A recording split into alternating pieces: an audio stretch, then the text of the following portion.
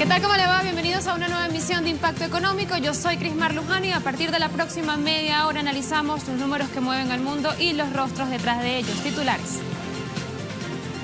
Panamá mantiene línea de agresión contra Venezuela y prevé nuevas sanciones económicas en contra de este país. Vamos a analizar esta escalada de tensiones bilaterales en el marco del comercio internacional. En Bolivia, el derecho a la vivienda digna para todos los ciudadanos es política innegociable. Y pese a la tensión internacional en el plano comercial, el gobierno de Xi Jinping empuja hacia el libre comercio.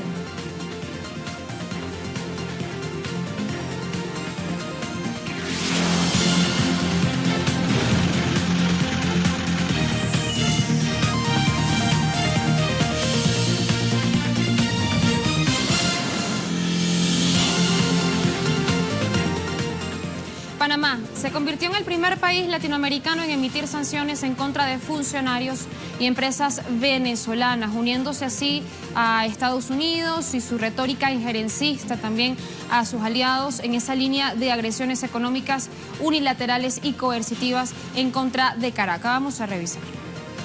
La Comisión Nacional contra el Blanqueo de Capitales, un ente adscrito al Ministerio de Economía y Finanzas de Panamá, redactó un documento fechado el 27 de marzo que se titula Listas de personas naturales o jurídicas consideradas de alto riesgo en materia de blanqueo de capitales, financiamiento del terrorismo y financiamiento de la proliferación de armas de destrucción masiva. El listado está conformado por 55 personas naturales y 16 jurídicas políticamente expuestas que deben ser sujeto de supervisión financiera reforzada. En respuesta, el pasado 5 de abril, el gobierno de Venezuela suspendió por 90 días las relaciones económicas, comerciales y financieras con 22 personas naturales y 46 jurídicas nacionales de Panamá. Esto como medida para proteger el sistema financiero venezolano. Desde el Ejecutivo se explicó que la decisión se tomó luego de numerosos procesos llevados a cabo por el Poder Ciudadano en materia anticorrupción que han evidenciado el uso recurrente del sistema financiero panameño por parte de sujetos nacionales venezolanos para movilizar dinero y bienes provenientes del delito contra el patrimonio público. A esta hora tenemos el placer en Impacto Económico de recibir a José Bielma Mora, ministro de Comercio Exterior e Inversiones Extranjeras de Venezuela. Ministro, ¿qué tal? Bienvenido. ¿Cómo está usted? Todo muy bien, bienvenido a Impacto Económico. En principio, vamos a contextualizar en qué momento está sucediendo esta escalada de tensiones entre Venezuela y Panamá, porque no es cualquier escenario geopolítico y geoeconómico en el que suceden estas tensiones. Es una situación muy compleja que ha sido contra Venezuela en una forma despiadada. Es un mandato de Estados Unidos para que Panamá ataque a nuestro gobierno, un gobierno que ha sido bondadoso, que ha atendido mucho a Panamá, que le ha dado siempre una atención preferencial, incluso que nosotros estamos muchas veces preguntándonos por qué ocurre esto cuando Venezuela ha sido benevolente y atento a cualquier situación. Por ejemplo, esta situación no es desde ahorita, sino que desde el año pasado ha venido atacando muy fuerte Panamá a Venezuela. Venezuela siempre tiene una diplomacia pacífica, una diplomacia de paz, y no le tocó al gobierno sino que actuar de manera recíproca ante tales ataques efectuados en plena Semana Santa contra Venezuela, funcionarios y empresas venezolanas. Pero fíjese que el gobierno de Juan Carlos Varela calificó de desproporcionada la respuesta del gobierno venezolano. ¿Qué cree usted? Y se nos puede contextualizar entonces cuál es el alcance de estas sanciones. Bueno, primero que el gobierno de Panamá siempre tiene acostumbrado a las mismas circunstancias. Siempre que ellos van a terminar los periodos de gobierno, atacan a Venezuela. Eso ocurrió con el gobierno del presidente Martinelli. Cuando faltaban 3 meses, empezó a atacar a Venezuela. 3 meses para entregar su gobierno. Ahorita está siendo perseguido por la justicia panameña. Igualmente le va a ocurrir al presidente Juan Carlos Varela, que ataca a Venezuela en una forma directa para poder hacernos daño en el comercio internacional. Pero Panamá está de ese lado de la acera, aliada con Estados Unidos y con otras naciones en el mundo, intentando perjudicar a Venezuela. Pero también del otro lado tenemos a quienes están pues son nuestros aliados potenciales. Hablamos, por ejemplo, de Rusia, de Sudáfrica, de Belarus, de Irán, Países Bajos. Son estas naciones con las que desde inicios del mes de abril, por contar lo menos, se han evidenciado estas jornadas intensas de trabajo, de reuniones para establecer ya convenios, alianzas, también mecanismos de cooperación económica y comercial. ¿Qué nos puede comentar sobre estas relaciones? Bueno, Venezuela tiene una única línea, que es trabajar con sus aliados, China, Rusia, Bielorrusia, Turquía, Sudáfrica, en un plan único de poder fortalecer las economías en desarrollo, la economía que estamos saliendo adelante, y Venezuela, por supuesto, va a seguir trabajando con unos aliados que son los mismos enemigos de los que quieren atacar a Venezuela. Pero ¿cómo generar este clima de confianza con estas naciones aliadas en un momento en el que incluso hay dificultades propias en Venezuela, digamos, para abastecer la demanda nacional? Hablo desde el motor exportador, usted como ministro de Comercio Exterior y de Inversiones Extranjeras. Estamos todos sumando primero a la producción, incluso a que vengan inversiones extranjeras a Venezuela, que es importante, que hay que destacarlo. Para eso el señor presidente de la República, Nicolás Maduro, hizo la ley constitucional de inversiones extranjeras productivas para que venga a nuestro país a invertir. Hay facilidades de todo tipo, hay derechos, hay sobre todo muchos planteamientos en el tema de impuestos, en garantía, en poder sacar sus remesas del país, y hay una simpatía para aquellos países que quieran hacerlo en Venezuela. ¿Por qué invertir en Venezuela? ¿Qué garantías jurídicas a las que usted se refiere en el marco de esta ley de inversiones extranjeras y productivas se les garantiza entonces en términos de inversión y de retorno de esa inversión a manos de quienes quieran, pues, poner su capital acá en Venezuela? Bueno, todos los que quieren invertir pueden ir a Venezuela. Nosotros lo atendemos en forma particular. Aquí hay primero todas las fuentes de energía están en Venezuela, son muy baratas. Segundo, tenemos un personal o una parte laboral capacitado, altamente entrenado, que tienen una competencia muy importante en los países del mundo, y algo más importante todavía, que tenemos puertos, aeropuertos, vías para poder hacerlo. Creo que en este momento Venezuela es la mejor opción para invertir y sacar sus productos bien protegidos por el país, de acuerdo a las innovaciones internacionales. Y desde su despacho, y en articulación con otras carteras nacionales, ¿cuáles son las estrategias que se están llevando a cabo? ¿Ustedes están haciéndole seguimiento a ese proceso de producción para transformar materias primas en productos acabados con valor agregado?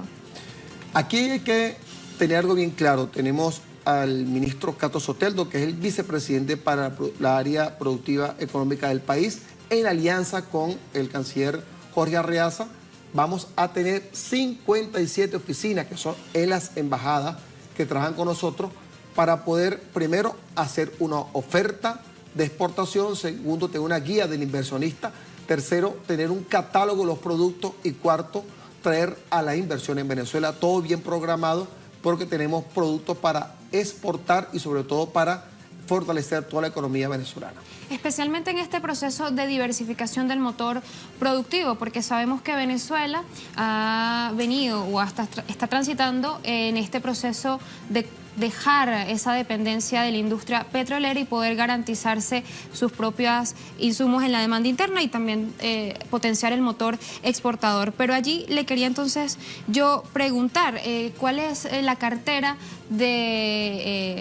que ofrece Venezuela para productos de exportación, que no sean solamente aquellos relacionados al motor hidrocarburos, al motor minería o petróleo? Exportaciones no tradicionales, digamos. Nosotros estamos hablando de un elemento importante, que nuestro ministerio, con todos los otros ministerios, estamos trabajando en exportar productos no petroleros o del área petrolera o de la área de hidrocarburos.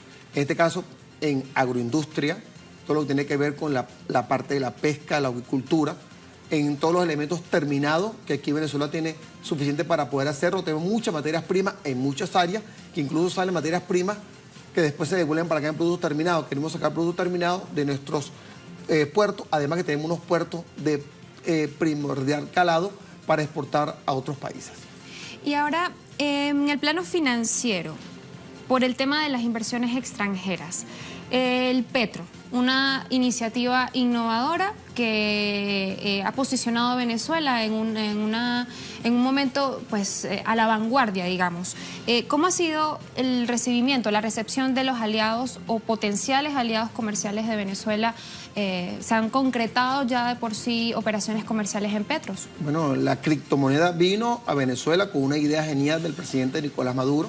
Fue tan buena idea que ya 134 países la están respaldando. Ya hicieron la precompra de los Petro, que está en este momento fortalecida sobre las reservas del petróleo de la fase petrolífera del Orinoco, pero algo muy importante es el valor agregado que le estamos dando para diversificar nuestra economía y sobre todo venimos con un fuerte aliento. El gobierno está trabajando con mucho cuidado para no equivocarse y va a tener una percepción muy importante de la economía nacional y la economía latinoamericana y caribeña. A propósito de ello, le invito a que revisemos este material porque es importante contextualizar a toda la audiencia que hasta ahora nos sigue a través de las pantallas de Telesur. Fíjense que el pasado 27 de febrero la agencia china de calificación crediticia Dangong Internacional emitió un comunicado en el que respalda esta iniciativa. Dangong enumera al menos 3 puntos sobre esta información. En el primero explica que el Petro rompe con la virtualidad de las monedas digitales y tiene efectos positivos en el valor del retorno monetario global. En el segundo lugar, rescata una característica del Petro, que es esa innovación, porque brinda nuevas ideas para reformar el sistema monetario internacional en esta construcción de una arquitectura multipolar. Y por último, recomienda que el desarrollo continuo de la moneda digital se vincule con las capacidades de creación de riqueza. Concluye con que Dangong prestará entonces mucha atención a estas perspectivas de desarrollo. Pero no solamente fue desde China, porque un mes después, el 28 de marzo, desde Rusia, también se sintió ese espaldarazo, un reconocimiento internacional al Petro por el éxito de su lanzamiento. Así, de hecho, lo comunicaba el canciller venezolano Jorge Arriaza. La Asociación Rusa de Criptomoneda y Blockchain otorga el reconocimiento al gobierno de Venezuela. Aquí tenemos justamente pues ese tuit. Entonces, ministro, continuando con el tema del Petro, si ya se han concretado alianzas y ha habido un buen recibimiento, esto significa entonces una buena iniciativa, pero no solamente, sino que se va a poder desarrollar en el tiempo y concretamente se va a poder de alguna manera mantener con la ley de inversiones extranjeras. Es que el blockchain vino al mundo a hacer unas perspectivas de negocio y sobre todo a fortalecer las economías mundiales. En este caso, Venezuela está siguiendo todo un parámetro de evaluación. Estamos estudiando ahorita el ecosistema del Petro, que lo está manejando muy bien el Ministerio de Finanzas, con un equipo organizado, para poder nosotros cumplir una instrucción del presidente Nicolás Maduro, que es vender y comprar a través del Petro. Eso nos da una alianza, además que tenemos algo que hay que fortalecer. Esto va a dinamizar Petrocaribe, esto va a dinamizar de alguna manera ALBA y el Tratado de Comercio de los Pueblos, para poder dinamizar una zona económica especial que el comandante Hugo Chávez dejó escrito para poder dinamizar, repito, toda una esfera de comercio en nuestros países. Y hacer un bloque, hay que hacer un bloque también, un bloque común para poder nosotros lanzarnos de una perspectiva de economía latinoamericana y caribeña. Claro, generar confianza y concretar alianzas también, fortalecer las alianzas ya dejadas, pero que ahora están en pleno auge, especialmente en el contexto internacional geopolítico al que me refería al inicio, en este panorama de lo que parece una inevitable guerra comercial. Dos grandes, Estados Unidos, China, están prácticamente en un contrapunteo de sanciones. ¿Qué rol juega allí Venezuela? Porque si bien directamente estas sanciones no han afectado todavía a esta nación suramericana, sin duda, teniendo en cuenta pues el tamaño y la importancia de estas dos naciones en el mundo, de alguna manera en algún momento va a repercutir. Entonces, ¿qué rol juega Venezuela dentro de todo este contexto geopolítico? Para nosotros no es una sorpresa que haya ocurrido esto. El presidente Donald Trump, durante su campaña electoral, habló de que iba a proteger la economía norteamericana con respecto al gigante asiático sin nombrarlo. Después, cuando él es presidente, él agarra y denuncia el tratado transpacífico que es con los países asiáticos. Pero ¿qué ha logrado Donald Trump con esta guerra económica? Ha logrado unir al bloque del Asia. Estamos en estos días, se hizo la gran reunión o la gran conferencia de BOA, donde los países asiáticos se están uniendo ante un eminente ataque, no solamente contra la República Popular de China, sino puede ser con los países asiáticos, y esto hay que verlo con mucho cuidado, porque ¿qué quiere Estados Unidos? El proteccionismo a su país, aumentando aranceles o creando cuotas de importación a su país. De alguna manera lo quiere hacer China. Ha estado muy cauteloso el presidente Xi Jinping en la última reunión. Dice que él más bien va a liberar, porque hay que recordar algo. En la última conferencia de la OMC, que fue en Argentina en diciembre del 2017, China abocó o habló para la liberación de los aranceles. Tienen un arancel cero para poder multiplicar las economías en el mundo. Y China, a su vez, destaca por esa diplomacia comercial, de libre relacionamiento, del ganar-ganar, y que también lo ha llevado incluso hasta Latinoamérica. Así lo vemos. Tenemos acá en Venezuela una comisión mixta Venezuela-China que es muy destacada dentro de la región, porque con Venezuela particularmente no solamente es un tema de financiamiento, sino también de inversión recíproca, digamos, de manera industrial, no solamente de proporcionar dinero, sino también experiencias, y creo que eso puede ser ponderable en esta situación, en este contexto. A ver, ¿qué está hablando China últimamente? Apertura al comercio exterior, cero barreras arancelarias. Otro elemento importante que está hablando él ahorita es confianza mutua entre el que compra y el que vende o al que transforma. Tercer elemento quiere decir reformas fiscales en el área de comercio. Y cuarto elemento, protección a las economías. Entonces estamos hablando de un elemento de liberación dentro del marco de las competencias que ellos crearon. Ellos crearon la OMC para ello, y por eso está trabajando China con sus aliados, que en este caso son Rusia, Bielorrusia, incluso ha unido Corea del Sur, Japón y China se están uniendo para cualquier desenlace en el tema de la guerra económica. O la guerra comercial en este caso que está propiciando el gobierno norteamericano. Un contexto bastante particular en el que Venezuela, por supuesto, juega a ganador, y allí ya están esas estrategias innovadoras que las ponen a la vanguardia. El petro también, y ya Venezuela se abre entonces a la inversión extranjera. Ministro, muchísimas gracias por acompañarnos acá en Impacto Económico. Ahí lo teníamos, ya venimos con mucho más de Impacto Económico. Siga en sintonía.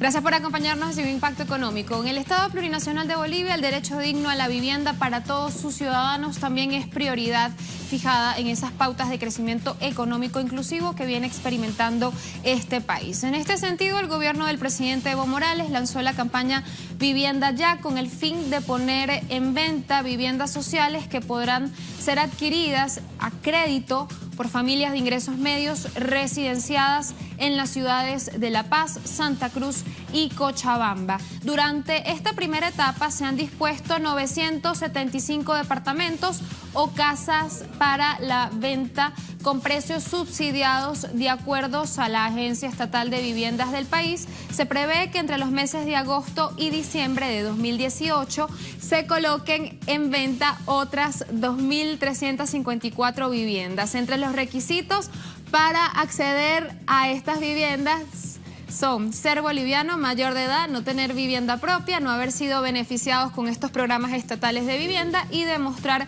capacidad de pago del crédito.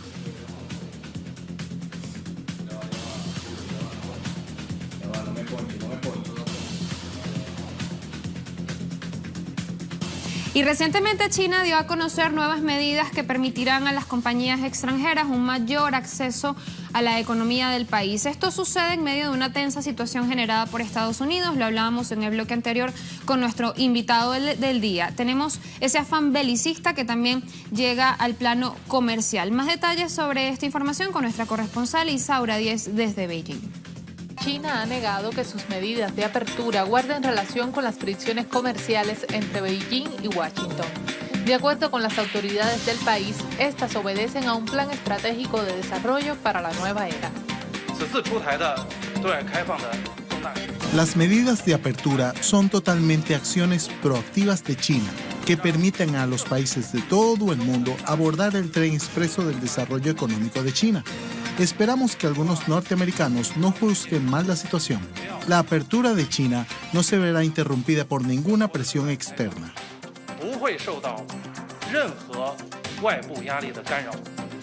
Entre las medidas anunciadas por Xi Jinping está la reducción de aranceles de importación sobre varios productos, por ejemplo los automóviles. Además, el gigante asiático explorará la apertura de puertos de libre comercio con características chinas. Nos adherimos a la apertura y a la cooperación provechosa para ambas partes. Tenemos el coraje de proseguir la reforma y romper nuevas bases para trabajar juntos hacia una comunidad con un futuro compartido para la humanidad y crear un futuro brillante para Asia y el mundo. Los delegados al recién concluido Foro de Boao para Asia secundaron la posición de China y abogaron por la cooperación inclusiva en contra del proteccionismo comercial defendido por la administración Trump. Nuestro destino debe ser una globalización justa que no deje a nadie atrás, como un camino hacia la paz y el desarrollo sostenible para los pueblos, las comunidades y los países. Pero una cosa debe ser muy clara: no haremos que la globalización sea justa por el aislacionismo, el proteccionismo o la exclusión. Los problemas globales necesitan soluciones multilaterales globales. Global problems need global multilateral solutions. La política económica de China busca con la apertura priorizar el desarrollo nacional a través de iniciativas como la Franja y la Ruta, proyectos que a su vez defienden la interconexión comercial entre varios países, uno de los elementos que más difiere de las estrategias estadounidenses. Isaura Díez, Telesur, Beijing, China. Y más sobre estas tensiones comerciales. Fíjense que el primer ministro ruso, Dmitry Medvedev, informó que el gobierno de Rusia prepara medidas de respuesta en contra de Estados Unidos, que recordemos la semana pasada anunció sanciones económicas contra funcionarios y empresarios rusos. Aseguró entonces que el Kremlin se reserva el derecho a medidas de respuesta y acusó a Washington de ocultar tras una tapadera política su auténtico objetivo, que a su juicio es promover sus intereses en todo el mundo en contra del orden y de las reglas comerciales vigentes. Las decisiones que surgirán como medidas de apoyo estarán dirigidas no a compensar las pérdidas de los propietarios de las empresas, aunque esto también debe tenerse en cuenta. Se destinará principalmente a preservar las instalaciones y el personal. Ahí lo vemos, así se va reconfigurando entonces este mapa geoeconómico. Gracias por la compañía. Recuerda nuestras cuentas en Twitter, @TelesurTV, @CrismarTelesur. Chao, chao.